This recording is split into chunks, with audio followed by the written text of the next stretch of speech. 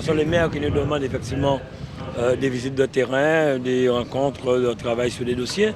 Ce matin, c'est Petit Canal où nous avons fait le contour un peu de nos premières visites, où la commune a bien consommé les sommes arrêtées par la région et des fonds européens. Et le maire nous a présenté de nouveaux projets, notamment la marina, Duval, les écoles, les complexes sportifs, l'aménagement, la fin de l'aménagement de la place que nous avons inauguré ce matin, et d'autres projets que nous allons accompagner parce que, comme je le dis souvent, nous parlons de rééquilibrage du territoire comme nous l'avons fait en matière d'hôtellerie sur Saint-Claude, à l'aménagement de la plage de Malandure et d'autres projets que nous avons tenus sur la Basse-Terre. Eh bien, la Grande Terre passe par Petit Canal, par Moanalo pour le développement du Nord Grande Terre, emmener de la richesse et de l'emploi, c'est équiper ces communes, accompagner ces communes avec des projets que nous présentent les maires. Et vraiment, Blaise Moronal avec son équipe ont de beaux projets pour Petit Canal, mais aussi pour le Nord Grande Terre, donc on ne peut que les accompagner. Et nous avons confirmé effectivement le soutien de la région comme nous l'avons fait la première fois. On a fait un bilan de son passage en 2008 et il a bien constaté que sur les accompagnements qu'on avait validés, on était à plus de 80% de réalisation. Cela montre bien que ce ne sont pas des engagements, je dirais, vains de la part de la région et que nous, derrière, lorsque le financement et l'accompagnement est là, nous faisons.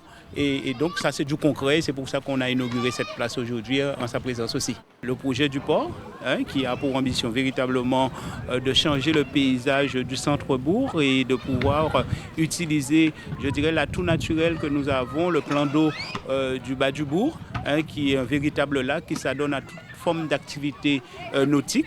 Et nous avons aussi expliqué quel était le besoin de pouvoir apporter un développement économique et commercial en faisant des aménagements nécessaires et, pour le territoire. Donc ça va nous permettre véritablement d'impulser, je dirais, ce dynamisme économique. Nous avons eu l'occasion de discuter aussi du site de Duval, qui est un site culturellement incontournable et que nous avons pour ambition d'ouvrir à la population guadeloupéenne et aux différents touristes qui viendront sur les lieux. Et donc cela nécessite pour cela que des équipements soient réalisés. Et donc c'est dans cette optique que nous avons présenté ces projets-là au président du conseil régional, M. Harry Chalus. Et je vais terminer avec le côté atlantique, la plage de Lens-Maurice, là aussi où la région à travers le plan Océan accompagne les collectivités. Donc on a discuté aussi comment on pouvait relancer ce projet-là pour qu'on soit accompagné. Très belle matinée de travail aujourd'hui. D'abord de visite de terrain.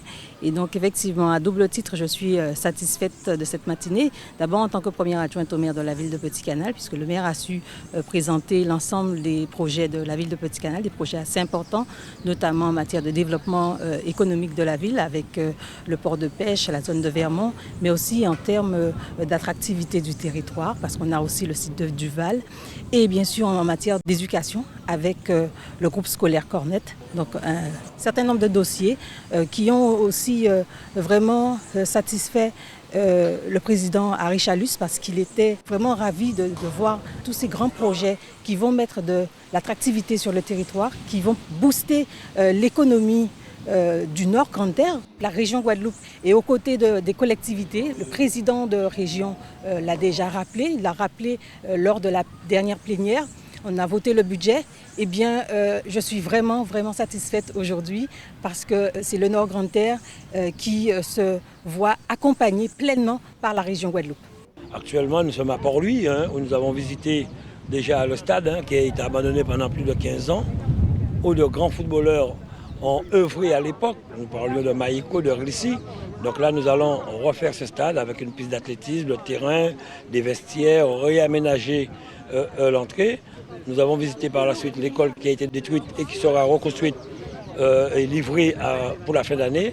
Et actuellement sur la plage, ou dans le cadre du projet Océan qui a été mené par M. Camille Pelage, où nous sommes venus visiter un peu les réalisations. Le projet Océan, c'est la requalification de la plage du Souffleur. Nous nous sommes battus pour que la DEA nous donne l'autorisation de faire ces travaux.